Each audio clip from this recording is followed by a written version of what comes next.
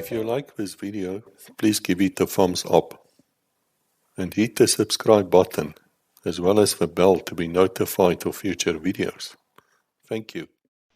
Hello Internet, we are back. We have General Bornman with us. He's a former commanding general of Special Forces. He had a very distinguished career. We've been talking to him for the last 2 episodes. This one is very special because he's going to talk to us about the Afrikaner. Now, I've had some inquiries from people, the emails, thank you for that. Always welcome to contact me. And they asked me, what is the Afrikaner? And I thought to myself, well, that's a good question. And now I'm asking you, sir, what is the Afrikaner? Because an Afrikaner is a person from South Africa that speaks Afrikaans and that practices the cultural heritage from the Afrikaner. And he loves his country, he loves the people in this country, and he's a God-fearing man. If we take our history and the language that we speak, Afrikaans today, one can call it a dialect from Dutch, yes, in a certain way, but there are we've stolen, and I say this with a bit of humor, a lot of words and vocabulary from other languages as well. And if I say I speak an African language, this language was born in South Africa, the Afrikaans that we speak today. If I today speak to a Dutch person or somebody speaking Flemish from Belgium, they can understand me and I can understand them. Here and there are words, and especially if they talk it fast and I talk it fast, they can't understand the language. But going back, it's a Germanic language, like German, the Swiss language, and a few other languages that's derived from German, like Dutch and Flemish that they speak in Belgium. And an interesting phenomenon is that in Afrikaans there are about 200 words. That's the same as in Russian, in the Russian language. And it's because it goes back to the Germanic languages. In opposition of the Germanic languages, you find the Latin languages like French, Spanish, Portuguese, and the Romanian language. And then you get your Slavic languages, which is Russian, and all the other languages around Russia and Georgia and these places. Now that is the heritage.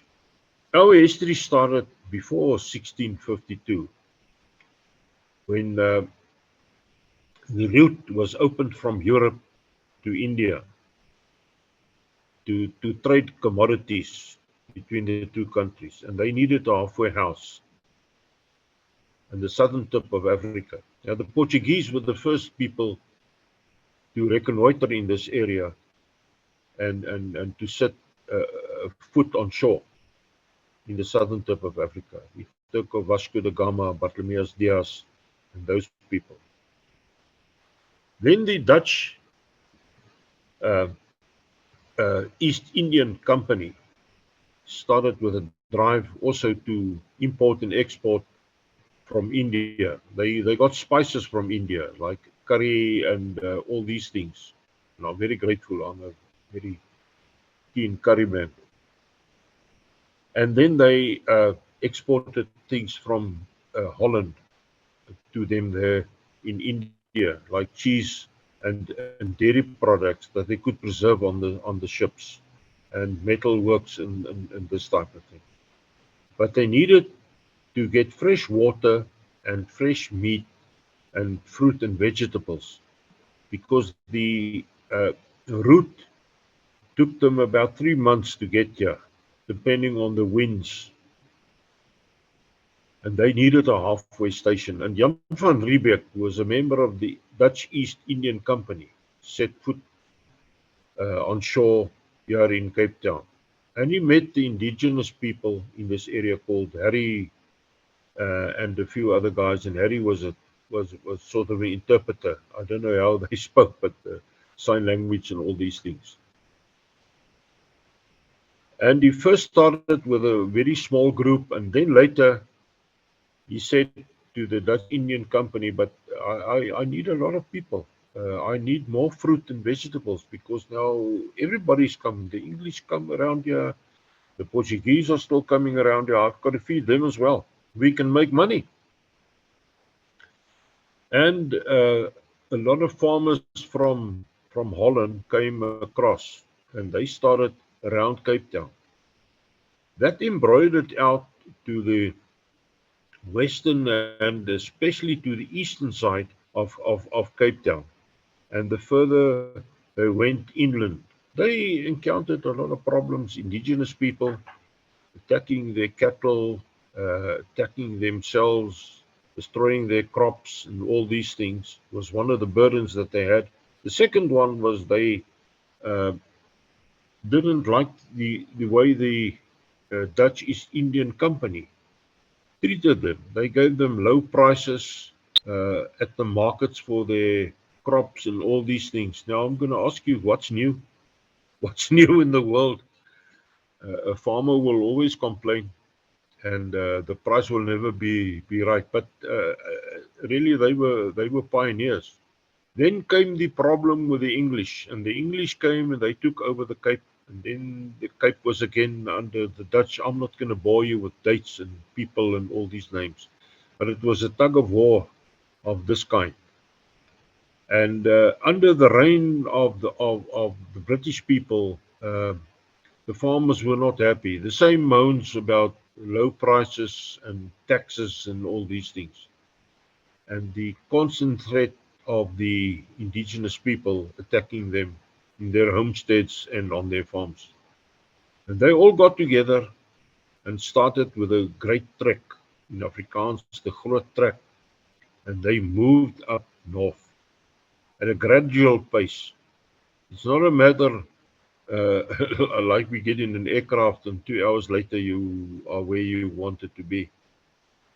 The minimum that with the ox wagon you could travel in a day's time was about 5 to 8 kilometers.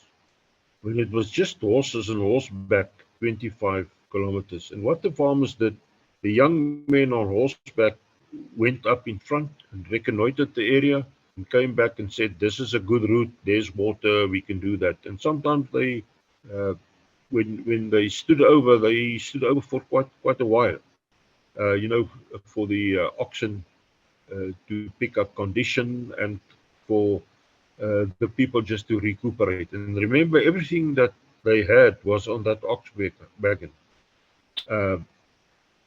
Their rifles and things, the medicine that they had, and things like sugar, coffee, tea, and all this. Meat wasn't a problem because they hunted all along the road. And they used wild vegetables and fruit that they could get. It was rather scarce.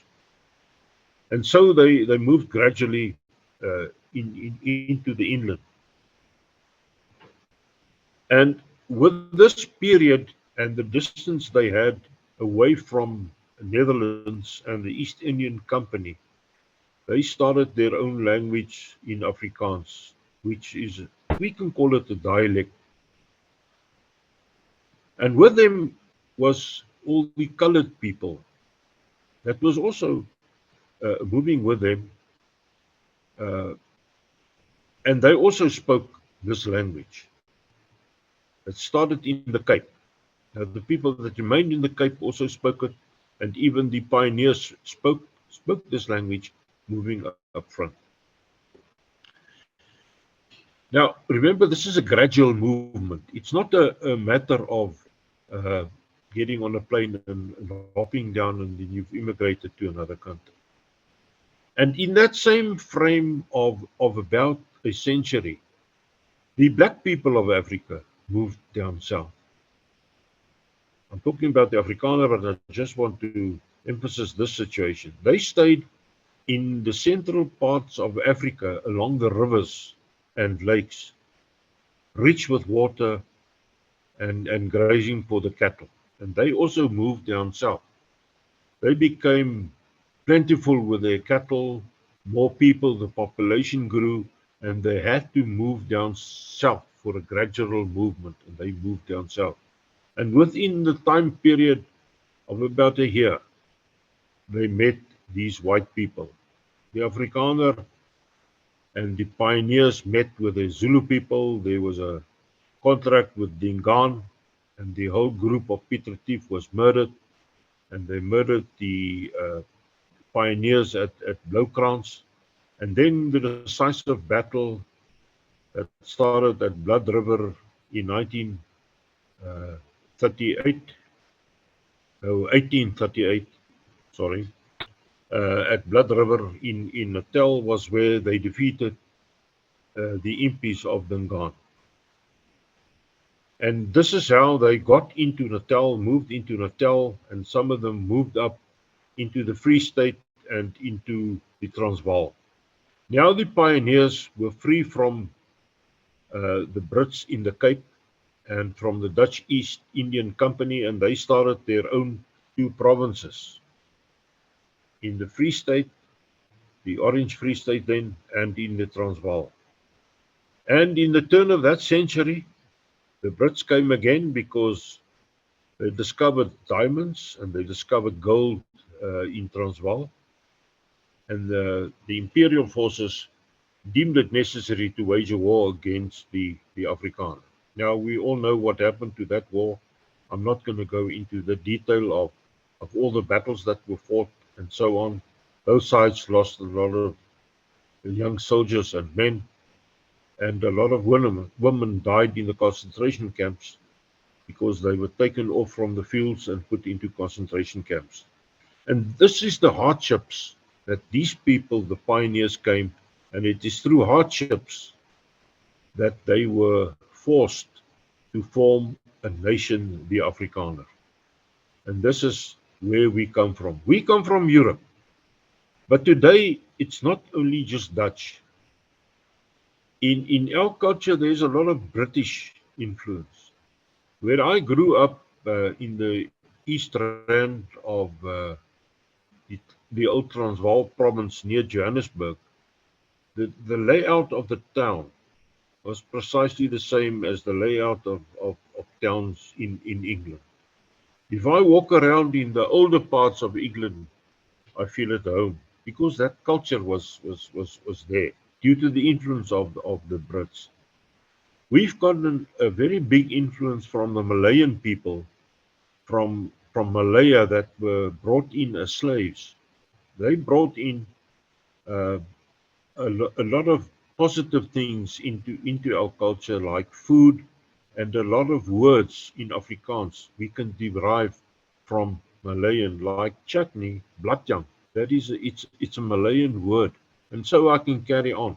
Then in Afrikaans, there's a lot of words that we got from the indigenous people. If I say Aikona to a South African, it means no. They will understand it. That's the Zulu word for no, Aikona.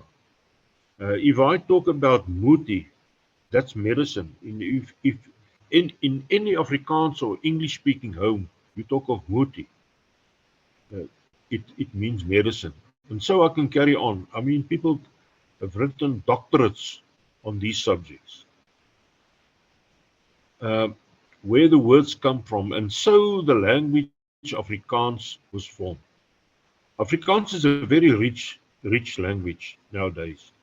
And you know, it develops every day. It's a growing language.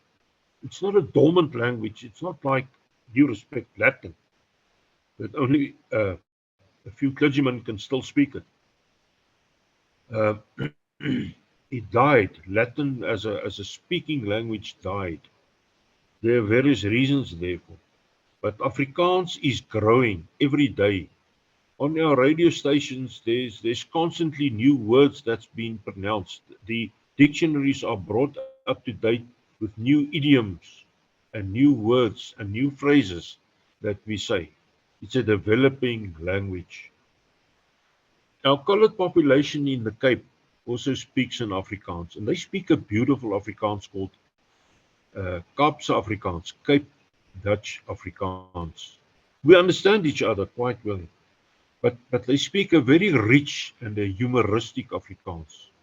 Uh, the people in the Northern Cape speak a different Afrikaans. The people in the Makwa land, which more to the western side, they speak a different Afrikaans. We understand each other, but their idioms are different, the humor is different, and the way they pronounce certain words is different. In the Free State, they speak very good Afrikaans, and in the Transvaal as well. That's about the same. And this is a very, very, very important thing. That it's a developing country. I want to tell you a story. In 1975, we went into Angola to counter SWAPO. Uh, we went in from the Namibian side. And one battle group, it was then a commandant van Heerden. He retired as a Brigadier Koos van Heerden. Before that escapade, he went on a Portuguese, because we're going into Angola, language course, and he could speak a little bit of Portuguese. And one day they stopped at a certain area, because I want to admit we didn't have maps. We traveled on SO petrol maps into Angola. We didn't have maps to travel into that deep country up north. And he was uncertain about the road, and he was in his armored vehicle, and he called a man of the local population. He said to him in Portuguese, "Venha aqui, essa do Grande Via de Morsameres." And the man turned around, he said, "Meneer, kan meneer nie Afrikaans praat nie? Sir, can't you speak Afrikaans?" Because his Portuguese was up to maggots, and he worked on the mines in South Africa, and he learned to speak Afrikaans. It's a rich language. It's a good language. Unfortunately, the Afrikaans language is linked to the political situation of apartheid. That Afrikaners hate black people and people of color. I want to categorically say to you, it is not so. When I grew up on the farm, every night when we had religious practices, the older people read from the Bible and we prayed. The people working on the farm were there too. They were also prayed for. The Afrikaner is a proud nation. And we don't hate the British for what they did in South Africa. And in the Defence Force, we saw Boer and Brit, Afrikaner, and English-speaking guy in the same bungalow, in the same trench, fighting the same battle. And they're the biggest of friends. And now, also into this came the British settlers later from the Eastern Cape that came into South Africa, and they interbred with the Afrikaner. You get an Afrikaner with the surname of Jones, and you get an English-speaking guy with the surname of Van der Merwe. You can't judge a book by its cover, but you can't in South Africa today. If a guy is a Van der Merwe, you can't be sure that he's Afrikaans speaking. There are Van der Merwes that can't speak a word of Afrikaans. They are fully English-speaking people. And this is the way it is in South Africa. Yes, they also see the Afrikaner being the right wing. There are groups. Yes, there are groups being into the right wing politics and stances that they have. But the average Afrikaner is a good person with a good humor. I remember one day President Mandela was just chosen as president, and the king of Jordan's son, today he is the king in Jordan, King Abdullah.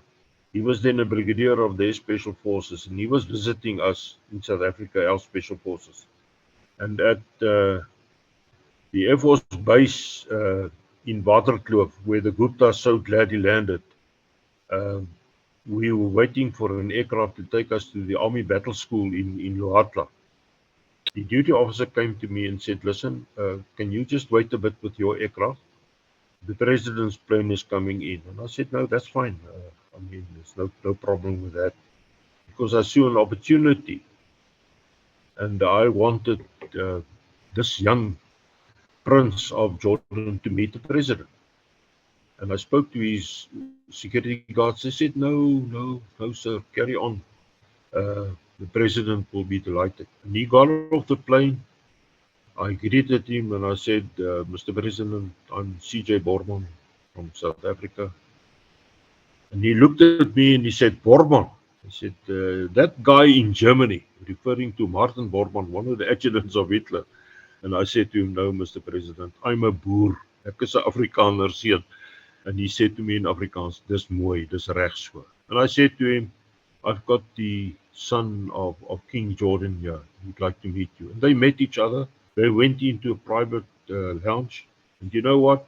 3 weeks after that, King Hussein landed in South Africa and he met President Nelson Mandela.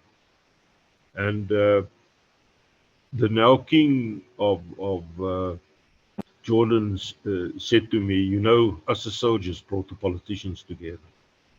Now, it's a little bit of a deviation off the track of being an Afrikaner.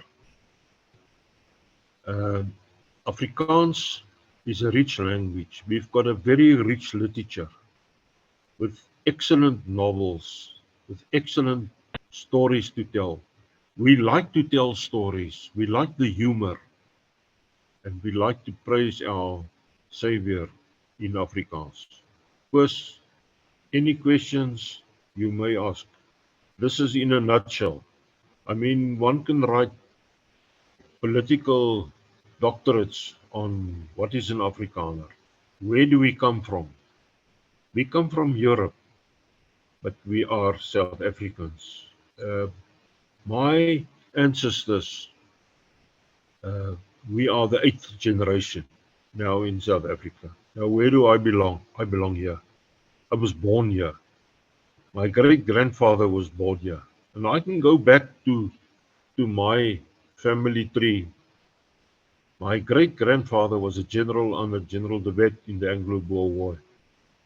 And my other great-great-grandfather was Sarel Sillier, who was the spiritual leader during the Battle of Blood River. This is the families that we can relate to. And I know my ancestors came from Germany, and they settled here, but 8 generations ago. I know where I come from, and I know where I'm going to stay. Ek is 'n Afrikaner en hier gaan ek bly. Thank you, Koos. Yeah, both of us, of course, speak Afrikaans fluently. I was wondering, for people who is Afrikaans speaking here, is very well known, but this episode really isn't made for you. It's made for people from the outside. So I wonder, sir, if you can say something to us again in Afrikaans, say for just 1 minute, that they can just hear how you speak, how the language is spoken. I'm going to tell you about the seasons in South Africa, in sunny South Africa. I'm first going to talk about spring, then summer, then autumn, and then winter. In Suid-Afrika is die lentetyd die mooiste tyd. Wanneer die bloeisels begin uitkom en die bome begin bot. Die somer is dit wonderlik. Ons kry goeie reën en die veld, soos ons sê, is vrolik. En dan kom die herfs, die blare verkleur, dis ook mooi. En dan kom die winter met sy grys-grou, dis koud.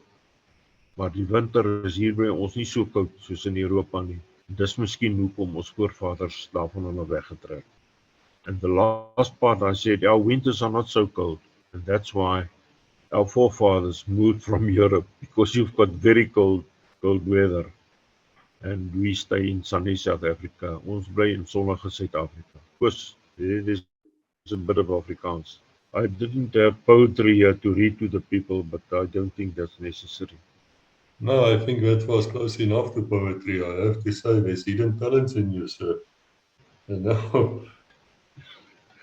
now I just want to say to people here that there's even folk songs in South Africa, of course, in Afrikaans. And one of them refers back to a Confederate Navy ship, Alabama. And a lot of Americans don't actually realize that that song in Afrikaans goes back all the way to the American Civil War. You know, the song's origin is coming back from the Civil War, and the name was Ellie Gray. And the other day I saw a clip of the British Marines marching all the Marines onto parade with a marching song called Sari Mare, because this young Boer fighting against the English longed for his sweetheart, Sari Mare. It's a name and the surname of his young girlfriend, where she stayed in the Transvaal. And that song, the Marines bands, 4 bands together, it was wonderful, and that song comes from there. Yeah, but Because it is the marching song of the Royal Marines. Sorry, Mare. That's right. Can I tell you a very thrilling story of the British war against South Africa, the Anglo-Boer War? My grandmother, Bornman, was a daughter of General Bornman, and they were in the Free State. And it was the scorched earth policy of Lord Milner. And she had a little pump organ, pedal organ that you pump the wind with your feet, with the pedals, and you play it. And she could play that very well. And that organ is still in my brother's house. It's still in the family's house. And they were busy in the Krokolaan area to burn all the houses. And all the women got together at my grandmother's house to help her, because firstborn was 3 days old. And they were singing hymns, and my grandmother played on this organ. And a group of British soldiers came and wanted to burn down the house. And the captain got off, he stopped the horses, and he got inside. And he said, "Ladies, this house will be spared, because it was last in Britain that I heard hymns." And he said to her, "Please, play to me, Nearer my God to thee." And they sang it in Dutch, Nader my God aan u. And that house was spared, and the captain left. This is how we are formed in South Africa.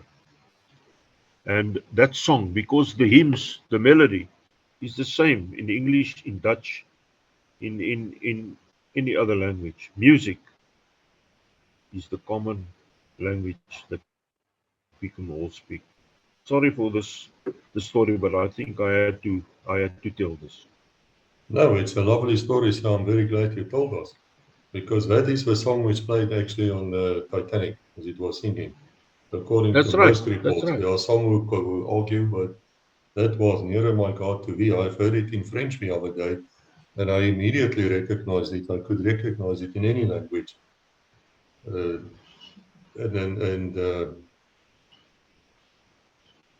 I think Sari Mare as well, the marching song of the Royal Marines. I've also heard French army actually singing it in French on a parade, and that was the most amazing thing. To see them coming out and they singing Sari Mare, and you really hear it. Now, I want to ask you, it was Winston Churchill, not my favorite politician. I have a lot to say about Winston, but for once he did something good. And he said he started the commando principle in warfare when he, took command after the disaster at Dunkirk. Where some might say they even ran away. Well, I will say it. Now, the word commando is something which he learned in the Boer War. It refers back to the Afrikaner irregular cavalry called Commandos. That's correct. Can you tell us how the structure was? How did the Afrikaner Commandos work during the Boer Wars? There were two of them. Perhaps we can just touch base on that. There were two of them. The one ended in defeat for the British Empire, but I'm sure you can tell us about Amayuba. Yes. It was interesting. So Winston Churchill was a war correspondent in South Africa during the Anglo-Boer War. And his main handle was, I swam the mighty Appice. Now, the Appice is a river in Pretoria, flowing north. Today, it's a little stream, but in those days, it was really broader because we fenced it in due to roads and construction and development and all these things. And he learned that, and he saw the British commandos, the Boer commandos, not the British commandos. It's another thing, the British commandos. In each area, and remember, we now came from the Cape. And in a certain area, the farmers had to protect themselves. And they formed a commando. About 10 men was under a corporal. And about 30 men was under a field cornet. That's the equivalent rank of a lieutenant, can I say, about a platoon. And then you had a commandant commanding over a commando, and that's normally in a district, in a certain area. And can I say, use the British word, a county. In a certain county was the commandant. And then a bigger area, you had a general. They didn't have all the other intermediate ranks of colonels and lieutenant colonels and majors and all that. Corporal, veld cornet, commandant, district, and a bigger area, a general. And they were organized in that to protect themselves. That's prior to the Anglo-Boer War. And when they called up the commandos, there was war. If you take the Battle of Vegkop, where the commandos were called up to fight against Silkats. And again, if you talk of Amayuba, with General Colley there, coming on, the commandos of the Free State and Natal were all mustered. And, the outcome of the battle was that they attacked the hill of Doves. Amayuba means the hill of Doves. It's near the town Volksrust, on the border of Natal and Transvaal. And the Brits were on the top of the mountain range, the Amayuba mountain range, but the Boers attacked them there. The Brits referred to them as rock rabbits, jumping up and down on the rocks. And they were well up the Brits, and General Colley also lost his life there. And then they went back. At that stage, the Brits were wearing these red jackets and the white helmets and so on. And that was a very good target for the Boers to fight. And when they came back, the second war, they all wore khaki.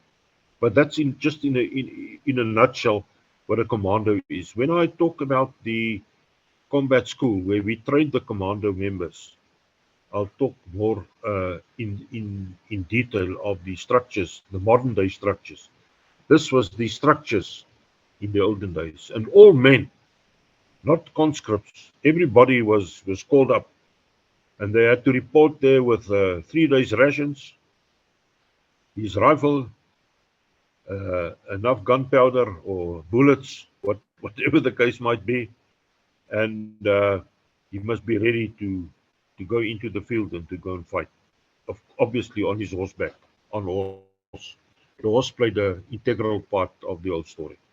So whenever That you hear, incident, the word commando, you can think of the Afrikaner, because that's where it comes from. that's right. You see, But we do not mean that the irregular cavalry was special forces. It's not the same principle. I just want to stress that. no, it's not the same. It's not the same principle. And the word comes from opgecommandeer. In other words, they were called up. They were commanded for a specific task. Hulle was opgecommandeer. That is the main story there. The two Boer republics were known as model republics. In fact, their constitution was word for word the American one, except for slavery. There was no such thing as slavery. And at the age of 16, you were seen as a man and you could go in commando. And at the most, the government would give you a rifle, a Mauser, and some bullets, but they actually expected you to arrive there yourself. And of course, there were no uniform.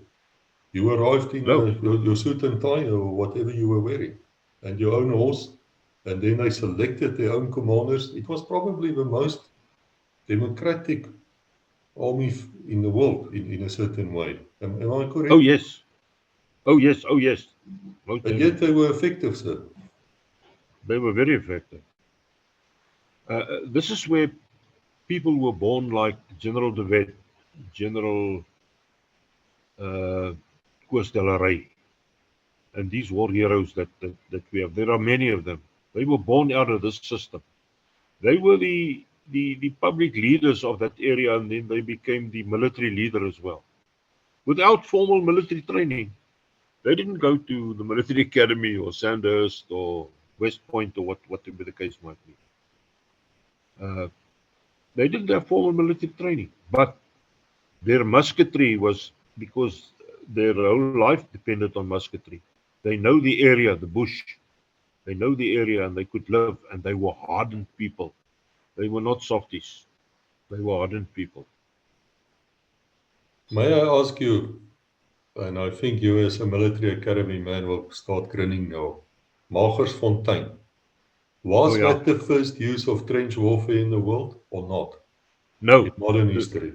The first was used in the Crimean War. They made use of trenches. But I don't think, please, and I say this with all due respect, I didn't interview General de la Rey, but he was very clever. And if you study Magersfontein, before that, the Boers were always on top of hills, dominating the high ground with their musketry that they could shoot up to, say, effectively up to about 500-600 meters, and outrange that, of course, of the British rifles, not the guns of the Brits and the pom-poms. They couldn't outrange that. And then they dug the trenches coming from the Modderrivier side to Kimberley on the foothills of the Magersfontein Hills. And they had a decoy. They had a lot of Boers making fires on the hills and waving with hats and things. And the Brits thought that they were all on the hills, and they stormed that hill in the night. And then this hellfire opened from the trenches. The Boers had protection. The British soldiers didn't have any protection. They were open in the field. But the first trench warfare was in the Crimean War. But this was the brainchild of General Koos de la Rey. And then, what's interesting to me is I read the report, the medical reports of Magersfontein as well as the other places. And a large amount of the dead were shot in the head, which once again showed that the Boers, in general, were good shots. They were excellent marksmen. They relied on that. I mean, to shoot game and to wear off any predators, to avoid your cattle being slaughtered by lions and jackal and hyenas and this type of thing. And coming from the areas of the Cape, when the indigenous people attacked them, okay, then they still had the front end loaders. But if a young farm boy couldn't shoot, he wasn't a man. That was part of manhood, is to shoot straight and not to waste bullets. That was part of manhood, growing up in the Free State and in the Transvaal. So they But had the no other reason standing was army. they didn't have a standing army. There was no military discipline code. Although they had court martials, the people who didn't want to listen, they called it a kruisraad. There's a court martial, nothing else but a court martial. There were normally a few officers on this, but they didn't have a lot of discipline problems. And there was no formal rank structure. But the reason for the head wounds was normally the cap badges of the Brits that shone in the sun in daytime. It gave up a glare like a heliograph. During that war, the Second Anglo-Boer War, it wasn't only the Afrikaner actually fighting. There was a French and a Russian contingent on the side of the Boers against the British Empire. Yes, as well as Irish. There was people from the Irish Brigade, even Norwegians. There was even Italians fighting on Boer side.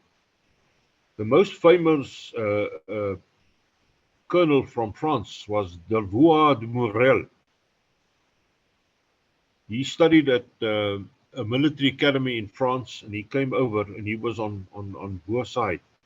Now remember, his name was Delvaux de Morel. Now the Boers couldn't pronounce that French name. They called him Villeboer, which means wild boar. The Villeboer but stuck, and they called him Villeboer. He was killed near Boshoff. He was killed and he was buried there. He's still, well, his gravesite is still there today. I want to see if we can go back to Winston Churchill. You know, we think of this guy as a plump, obese type of fellow these days, because that's the pictures we have of him, of course, in our minds. But he was at one stage a young man. He was a fit young man. He was a young officer. He did serve in the British Army, of course, in India. He came back, he became a war correspondent, and then he found himself at the Second Anglo-Boer War as a war correspondent. I wonder if you can tell us just about his capture and then subsequent escape. We did touch it when we talked about the mighty Apis River, because that is where his whole political career started. In some of his books, he actually admits that. He says if it wasn't for the fact that he was captured and that he escaped and that he could go on speaking to us about it, and he was a bit of a hero, then his political career would not have started. So if you can tell us a little bit about his capture, please. Chris, please, I don't have all the dates and things here, but he was captured by the Boers around Pretoria. Being the war correspondent, he was in a train and he started firing shots at the Boers, and they captured him.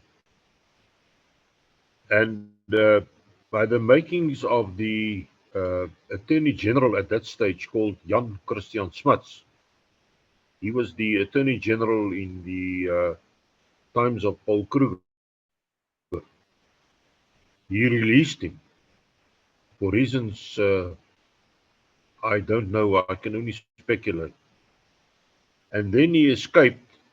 He swam over the Apis River, and as I said previously, the Apis River today is barely but a stream. And from time to time, when there's heavy rains, it comes down with a lot of damage that it does, because and I'm using a term, we fenced it in.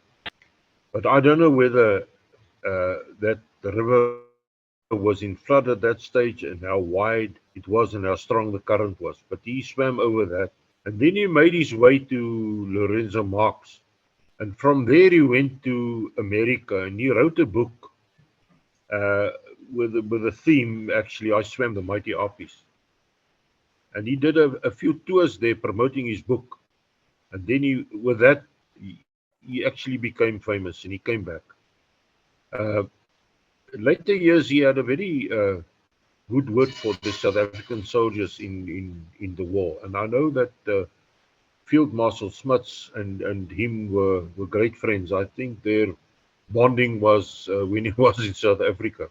There was also a film made telling this whole story. I Swam the Mighty Harpies. The Harpies is now a river. And a famous British actor played the role of Winston Churchill. But that in a nutshell, without giving time and dates and all these things, is what happened to Sir Winston Churchill. That's correct. That's correct. You know, it's interesting how history always intervenes, or there's always, you find the same names everywhere, and you see how this play out. Now I know South Africa is a very strategically situated country, because when you go down south and you go to Cape Town, round about there, you will find the main trading route between the east and the west coming past there, the Cape of Good Hope Sea Route. And that is the reason why Britain, the British Empire, attacked the colony twice and then stayed on. And it's very easy today, of course. Oh, yes. And it's easy today, of course, to close the Suez Channel as well.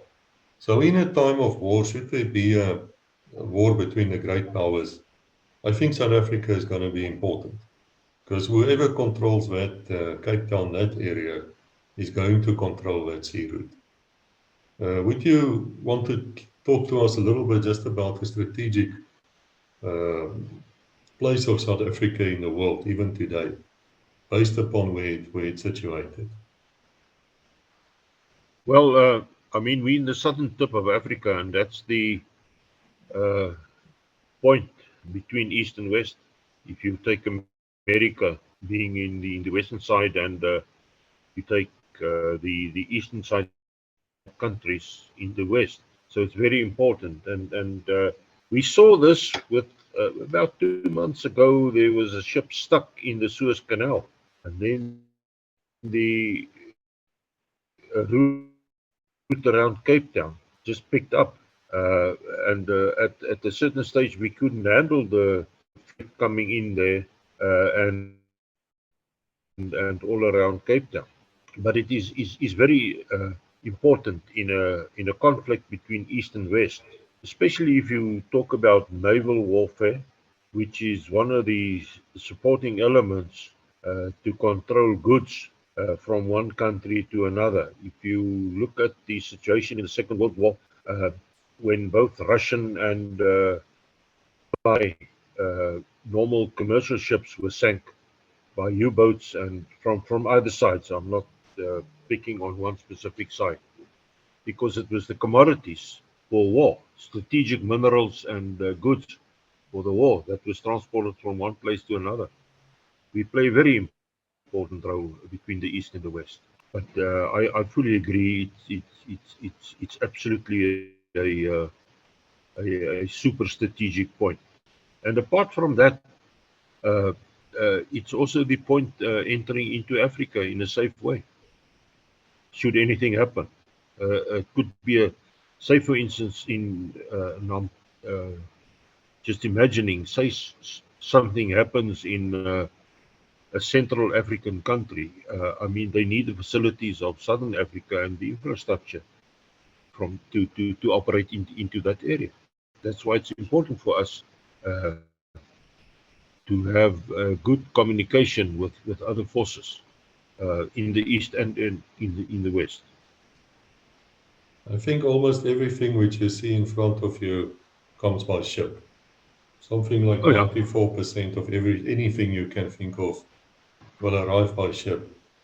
Now, then there's also Durban on the Indian Ocean side. Now, Durban also have a lot of facilities which warships need. I think besides Port Said, I don't know how to say it, Port Said, the one in Egypt, that is Port probably the Said. biggest. Port Said, that's probably the biggest harbor with the best equipment to service any warship. Not an aircraft carrier, but if it's a little bit smaller, it can do that. Now, this to me means that there's still a place in history for the Afrikaner. Because the Afrikaner has been there for a couple of 100 years. He's not European anymore. Ask me who lives in Europe for these days. We are not Europeans. We don't fit in here. We can fit in here if we want to, but in our hearts, I think we're Africans. If I look up in the sky and I don't see the Southern Cross, then I do feel a bit lost, to be honest. So my roots is in Africa, and so I think would be the Afrikaner. No matter where you are, there will always be in your DNA would be Africa. And for 200-300 years, even more, 400 years probably, the Afrikaner has built up something with the help of the other people as well. There's a combined effort and built a wonderful country in terms of South Africa. I don't want to say what happened afterwards. That's politics. We don't care. The fact is the infrastructure is there and it's still there. And it can still be worked and it can still be used. But it seems to me that should the war break out, a major war, there's no way South Africa can stand on the side. It's just not possible. Oh, yes, of course. I mean, in Africa, with all the peacekeeping situations going on, it's very necessary. We are not an island. We are not an island. And international speaking, well, our present government has got very good ties with Cuba. I've got nothing grudgingly against Cuba, but I think they're forcing the situation too much. And they've also got very good ties with Russia and with America. I think that's it's a good policy.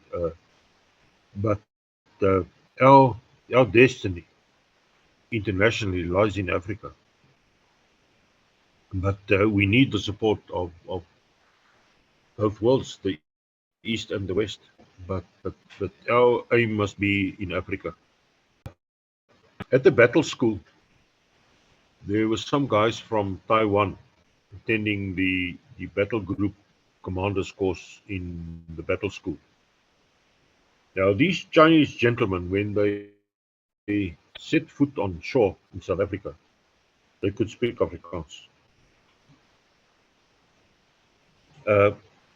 Before they came to South Africa, they went to our embassy and they underwent Afrikaans lessons. And the one guy I'll never forget, him, and they all got names that we can pronounce and understand. This guy was Petrus Chi. He was a major in the Taiwanese army. And I marked him in his final exam, and he did it in Afrikaans. I helped him here and there when it came to vocabulary, and he passed it on merit. But he did it in Afrikaans. Imagine me doing an exam, an oral exam, and doing it in Chinese. I think failed for sure. But while at the battle school, one weekend, everybody went home, and there was just one guy, Dawie Fourie. He was coincidentally a very good special forces guy. He passed away in a motor accident the other day. And old Dawie said to Petrus, "Come, let's go to the pub here in Postmansberg." And they went there. And those miners, rough people, when they got into that pub, one guy said, "What is this bloody," but he said it in Afrikaans, I'll translate it in English. "What does this bloody Bushman do here in this pub of ours?" And he turned around and he said, "I'm not a Bushman, I'm a Chinaman." And the guys fell on their backs. They took him to the farm that evening. He slept at the farm. And they called up all the farmers in that Northern Cape area to come and look at this Chinese guy that can speak Afrikaans. They showed him how they work with the sheep. They got him on a donkey cart. They said he rode it like a Roman chariot, these two lazy donkeys. And you know what, Chris? They even on the Sunday they took him to church. They said to him, "You must come to church with us." That is how far Afrikaans has gone. And just by speaking their language, he turned these negative guys in the pub into great friends. They even gave him a farewell party when he went back. This is just to show you, if you can speak a guy's language, you've got a friend. If you have any advice for someone listening here who wants to know more about the Afrikaner, is it possible for you to summarize for us in a few words, even a few minutes, the best and the worst characteristics, what do you call it in English? Characteristics. Thank you, sir. Of Afrikaner, the best and the worst. Let's start at the worst. The Afrikaner is sometimes not very diplomatic in saying things and doing things. Secondly, the temper is not always controlled. And the Afrikaner likes rugby more than work. That's one of the disadvantages of us. The positive things is we are God-fearing. We like humor. We love our neighbors. And we seek peace. And we love our language.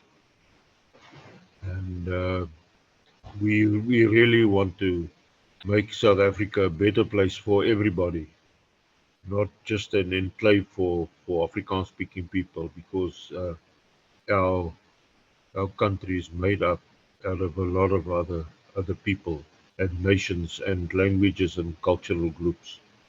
The Afrikaner has got a very good culture.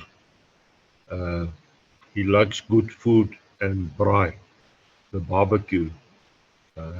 We are very fond of meat and fruit and vegetables. We are very, very fond of those foodstuffs. And one of the disadvantages of the Afrikaner is we incline to get a bit overweight from time to time. And we like our sports on the positive side. We like all sports, cricket, even soccer. And we are very competitive in sporting. We like sport. Of course, that's in a jiffy, and I was talking about myself. Well, I thank you for that, sir. I think I will end this. Once again, we've been talking for an hour. I'm amazed. Time just flies here with you. Thank you for that. I think the Afrikaner is essentially a tough guy. He's manly, in Australian sense of a word as well, I suppose. And he's a good soldier. And I think if you're if you're going to rob him the wrong way, he's going to fight. And I'm not saying this as a threat. I'm saying this as a matter of fact. Throughout the Afrikaner tradition, throughout history, the Afrikaner was not afraid to pick up his rifle. At the same time, he was not afraid to make peace. It's the Afrikaner who said twice, let us end apartheid, it was wrong, and apologized in public. And it was the Afrikaner who gave up his nuclear weapons. It's the only country in the world up to now who willingly gave up its nuclear weapons and gave them to the US for safekeeping or to destruction, whatever, which is not to say they push over. If you're going to push Afrikaner too far, you're going to see what happens. There's going to be a clash. So let us not go that route. Let us rather take hands. Would you agree with that, sir? I fully agree. And remember, we were, our DNA is compiled by a lot of nations. We are not only from one stock. And if we can utilize the best DNA from every country where we originate, it will be great people. But we are getting there. Okay, thank you. I think everybody now knows what's an Afrikaner.